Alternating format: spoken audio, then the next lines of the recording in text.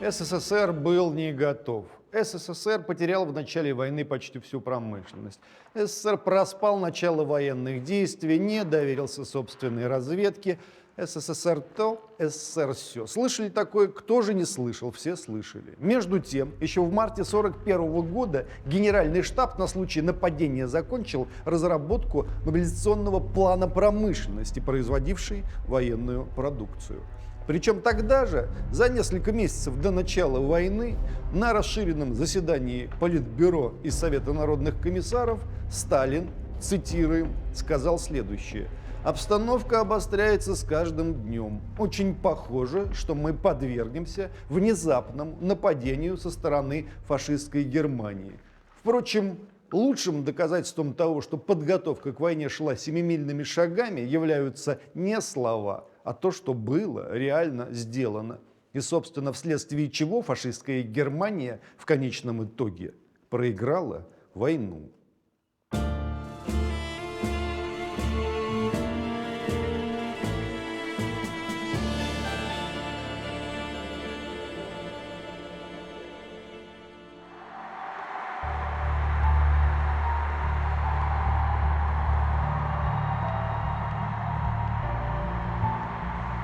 What was Hitler expecting when he attacked the Soviet Union? There are different answers to this question.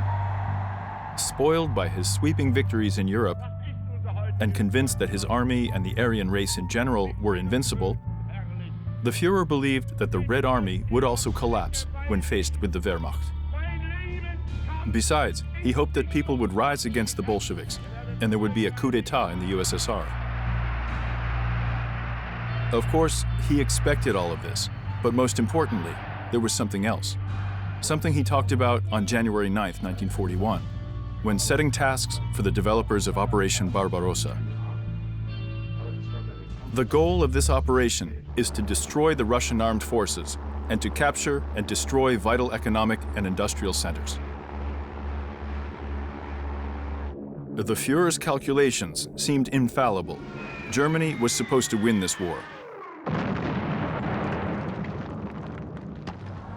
The USSR's weakest point was the location of Soviet industrial areas.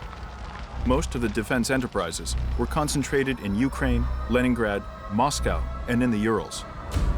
Leningrad was located very close to the border.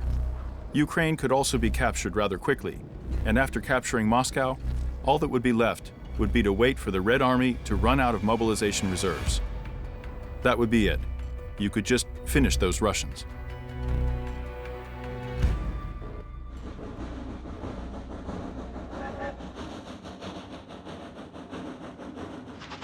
Hitler had no idea what the Russians had in store to counter his plans. What they now call the industrial evacuation was never really an evacuation at all. An evacuation would not stop Hitler from winning, because evacuated plants would still stop working. No, what really happened was the urgent relocation of almost the whole defense industry far to the rear, and the start of military production in a new place. Such an operation was not only much more difficult, it was also something Hitler could have never considered in his plans because, from the point of view of organization, it was impossible.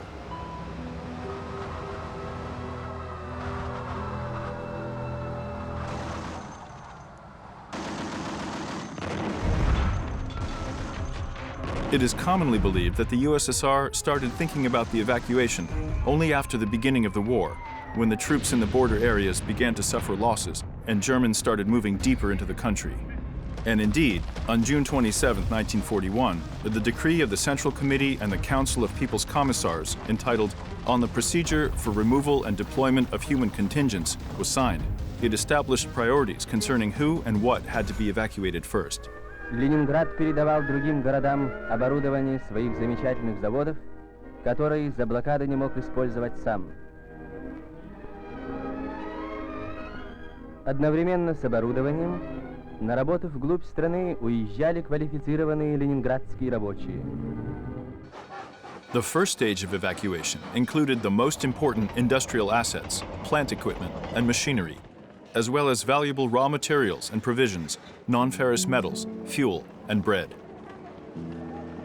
The second stage saw the evacuation of qualified workers, engineers, and personnel together with their factories, as well as the evacuation of the general population, and, most importantly, young people suitable for military service.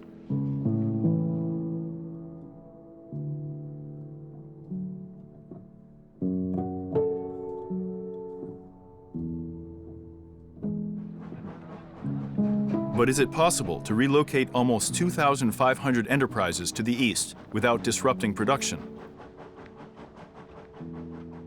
Anyone who has ever worked at a factory, even just for a week, would understand that this idea is absurd. Nevertheless, this is exactly what happened.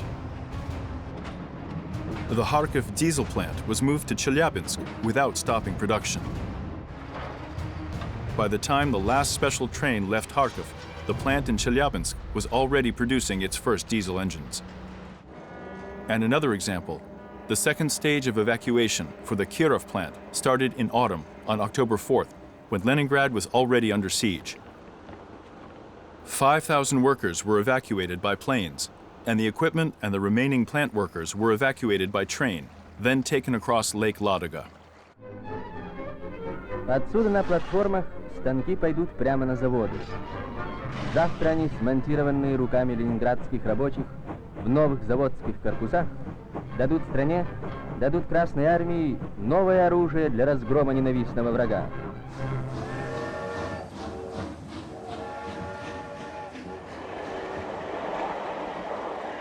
The evacuation of the plant, which started on October 4th, was supposed to be completely finished by November 1st. But already in October, the relocated plant was expected to start producing 1 or 2 tanks per day, and by the end of December, it was expected to produce 210 kV tanks, that is, 7 tanks per day. Carrying out such tasks was possible only thanks to the clear mobilization and evacuation plan that had been carefully drawn up in advance. The order in which the plant would be evacuated was thought out down to the last box of bolts and tools, so that after arriving in the new place, the plant wouldn't need anything more and could immediately start production. Here's how it was designed and realized. In January 1939, at the 18th Party Congress, the third 5-year plan was adopted.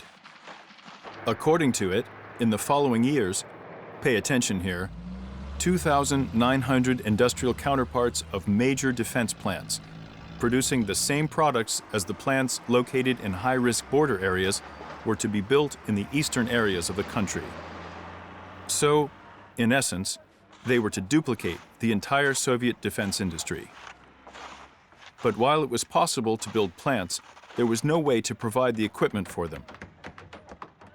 And it seemed completely impossible to train a few million new workers in 2 years.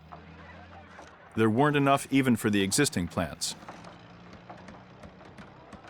By the beginning of the war, they finished the construction of the foundations and buildings for the workshops and engineering networks, and they resolved problems of logistics, power, water, and other kinds of supply for the new plants.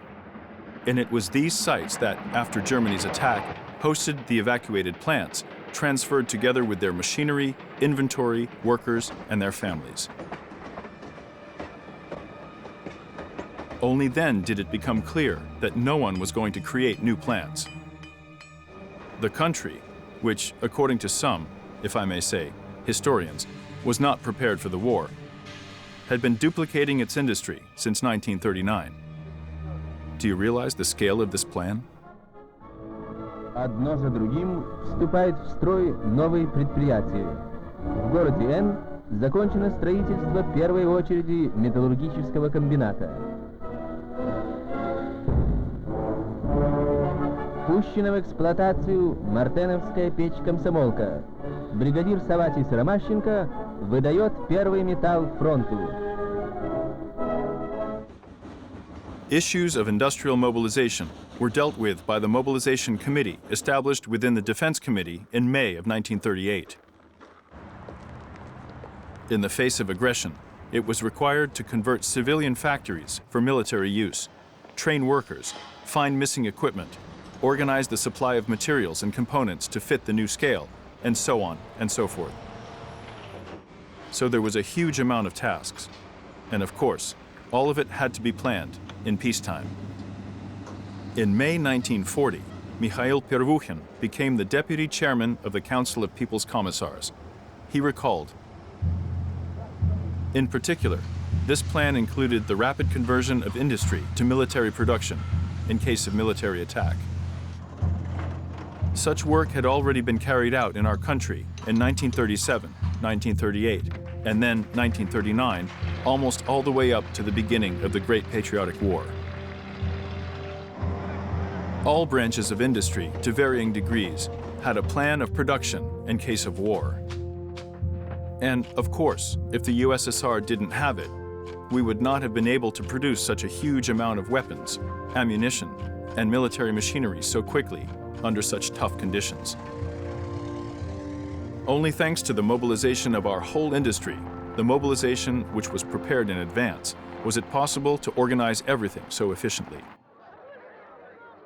Not only defense plants, but also other important factories, power station equipment, stocks of raw materials for end products, tractors and combine harvesters, provisions, grain, cattle, these were all transferred to the East. Hundreds of universities and research institutes, together with their staff, documentation, and equipment, also left for the East.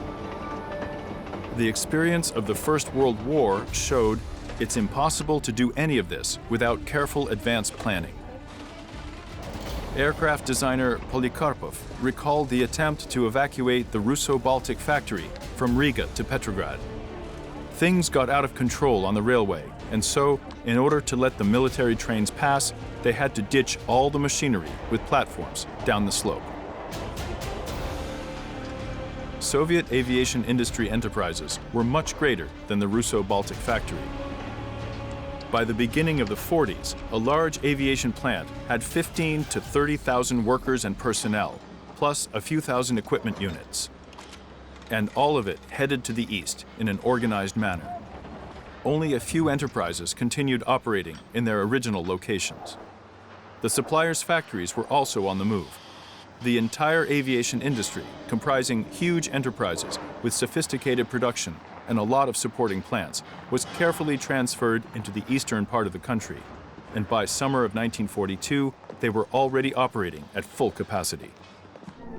Энский ордена Ленина самолетостроительный завод с каждым днем увеличивает выпуск боевых машин. Сотни отличных самолетов дает завод фронту.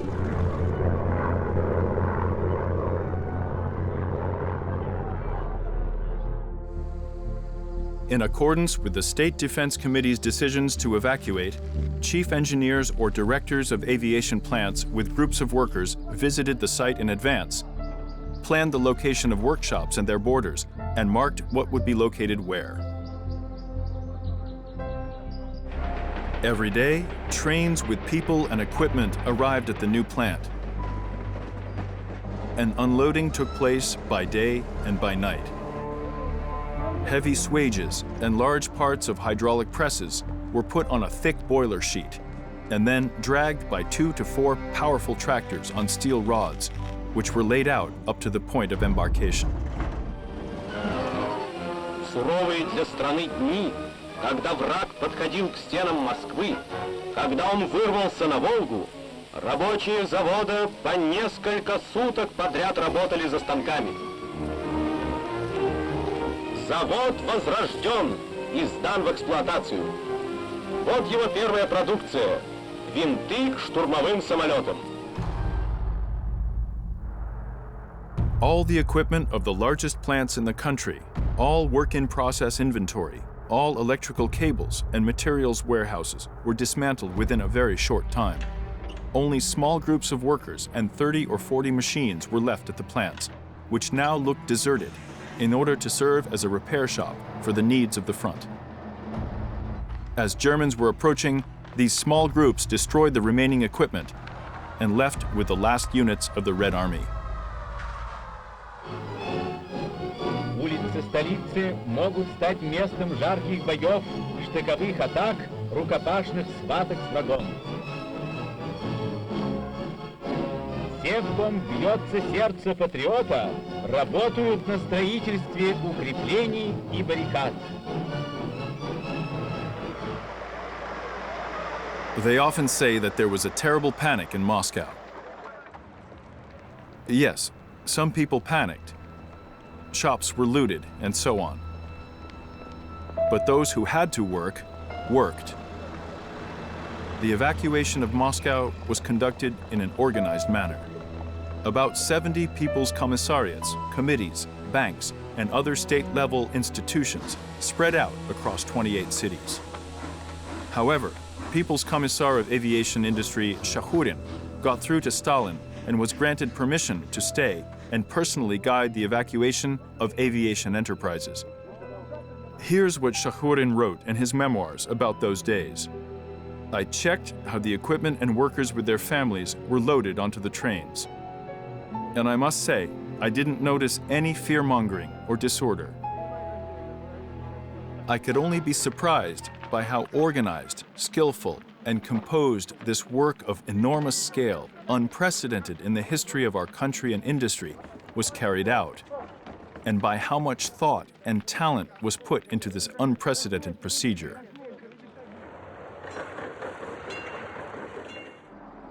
From Moscow, Shakhurin headed to Kuibyshev, where the plants of his People's Commissariat were evacuated. The new site, which I arrived at from the airfield, looked quite unusual. There were a number of new, unfinished buildings, and a huge amount of people running around in a seemingly disorderly manner. The territory itself was dirty and undeveloped. The construction of some of the buildings had not started yet, and the railway tracks had been laid through the insides of some workshops to make it easier to unload the equipment. During the day, when it was still light, people walked around the plant and decided what needed to be done first. And then later, in the evening, directors of plants and construction workers met to draw up plans of construction and installation works for the near future. All disputes and objections from directors, fitters, and designers were resolved without delay. The evacuation could be carried out successfully only if it was carried out by an organization that had representatives in each department, at each station, and at each plant. In 1941, there were only 3 such structures in the USSR: the State Defense Committee, the People's Commissariat, and the Politburo of the Communist Party. The NKVD was tasked not only with control over evacuated enterprises, but also control over the schedule of railway transportation, the distribution of the provisions in the rear, and even sanitation and epidemic control. Did you think that the reason there were no epidemics among the people who traveled for thousands of kilometers, hungry and cold, to reopen plants in a new place was just that so no one got sick? No, that's not how it works. In order to prevent epidemics, someone had to take care of that.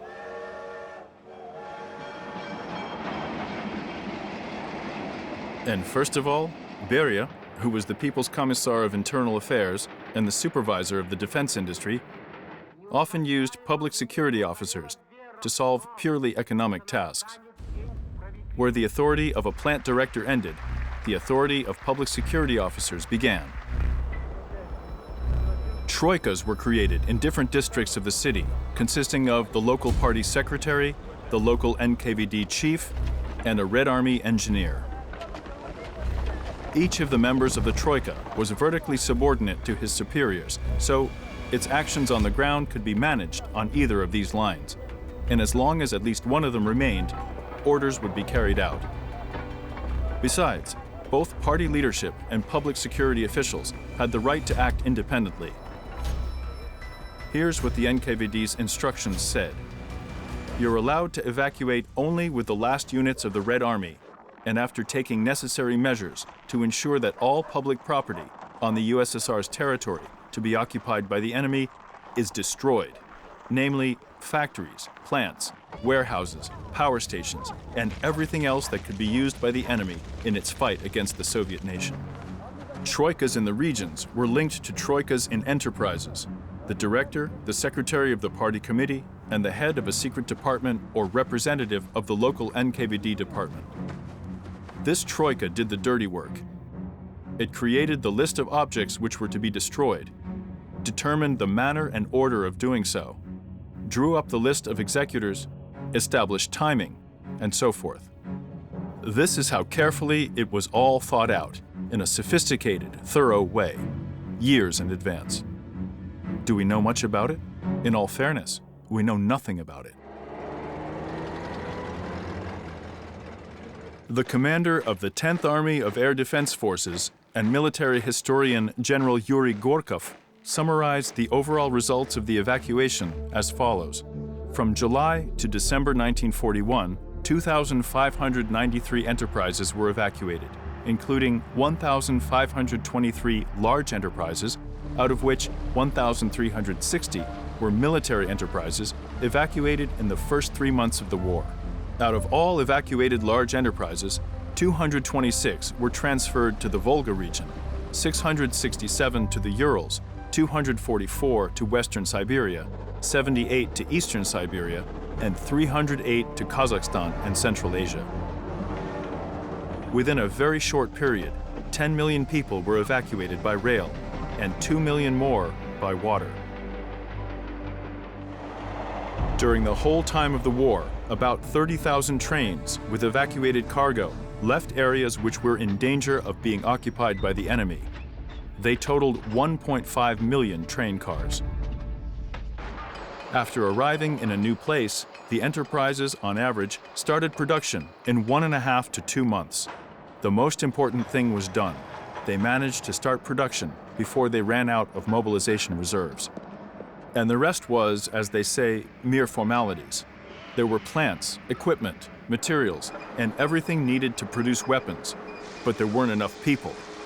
And then, women and teenagers took their place at the machines.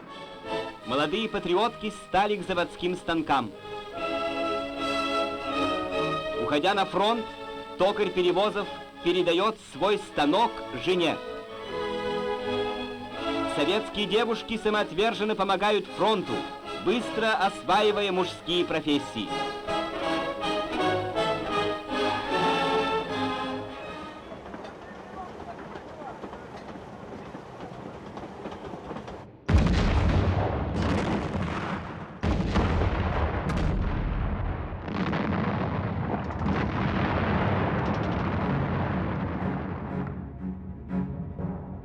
The last 2 months of 1941 were the hardest. By November, the territory where 40% of the country's population lived, where 63% of its coal was mined, and where 68% of its iron, 58% of its steel, and 60% of its aluminum were made, was occupied. Under just the People's Commissariat of Munitions, 303 enterprises went out of service. The production of rolled ferrous metal products dropped by 2/3, non-ferrous metals by 99.8%, and ball bearings by 95.3%. However, already in December 1941, the decline stopped, and starting in March 1941, the production of all types of weapons dramatically increased. In March, the output of war products in eastern areas of the country alone reached pre-war levels. Пушка готова. Девиз уральцев такой: с каждой новой пушкой ближе победа. And there were still plants in Moscow's industrial area which had not been evacuated, as well as Leningrad, which, despite the siege, kept providing for the needs of the Leningrad Front and the Baltic Fleet. Despite the destruction of plants and the evacuation of industry, the Soviet Union was still ahead of the enemy in terms of the volume of production of major weapons and military equipment. The fate of Nazi Germany was sealed. Hitler miscalculated. We accomplished the impossible, not only on the front lines, but also in the rear, and all thanks to us playing the long game. Our calculations turned out to be better. The whole world knows of German thoroughness, their ability to calculate and consider all the details in advance. But here's an example of a case when Russia's thoroughness surpassed Germany's. We're not going to do any chest thumping. But let's just take note. We can, or at least we could, calculate things in advance and win.